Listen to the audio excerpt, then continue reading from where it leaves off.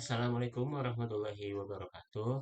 Perkenalkan, saya Muhammad Fitra Aslam dengan NIM 12220567 dari kelas 124B05 Universitas Bina Sarana Informatika di Kaliabang.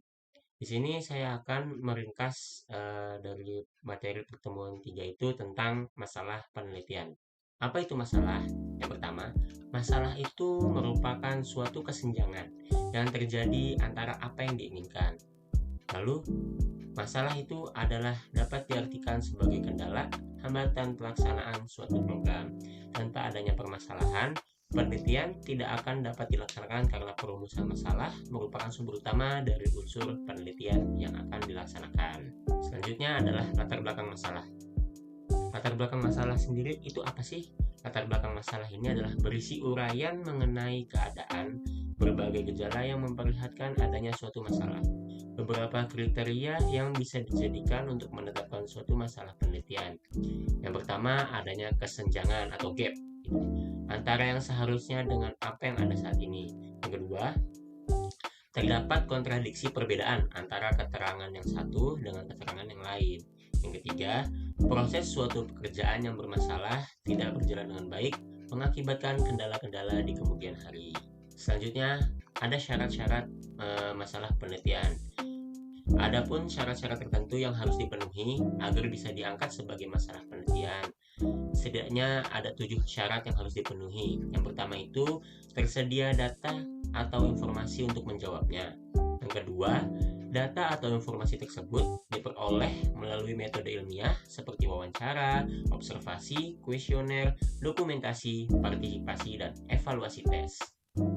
Yang ketiga, memenuhi syarat orisinalitas, yaitu diketahui melalui pemetaan penelitian terdahulu atau state of the arts.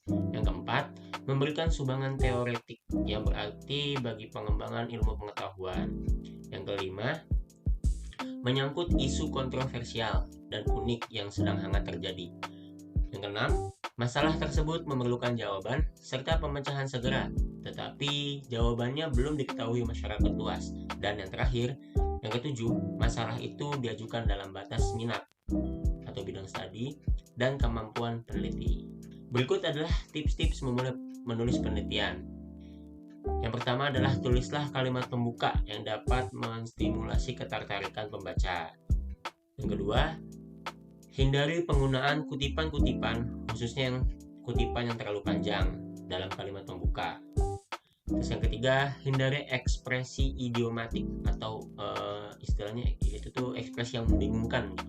Yang keempat, pertimbangkanlah pengaruh informasi yang menggunakan angka-angka seperti setiap tahun atau sekitar 5 juta orang dan lain-lain.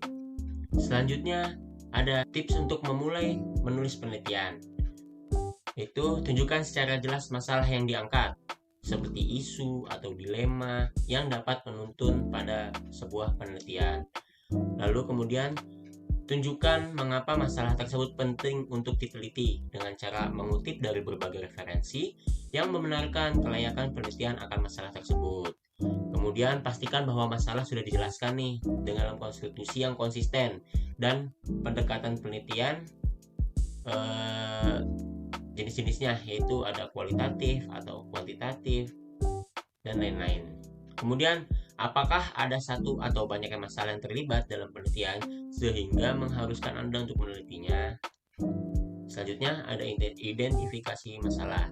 Berbagai gejala yang tampak dalam latar belakang memperlihatkan adanya masalah. Untuk dapat menemukan masalah yang akan diteliti, terdapat beberapa sumber yang ada, yaitu pertama ada artikel jurnal ilmiah, buku teks, majalah, tesis, dan lain-lain. Yang kedua ada kebijakan publik, seperti kebijakan yang dikeluarkan oleh pemerintah. Yang ketiga ada kondisi objektif, yang dimana ada di tempat kerja seperti mekanisme prosedur kerja, pelayanan terhadap pelanggan, dan lain-lain. Sekian dari saya untuk ringkasan dari pertemuan 3 ini tentang masalah penelitian. Apabila ada salah kata, saya mohon maaf. Assalamualaikum warahmatullahi wabarakatuh.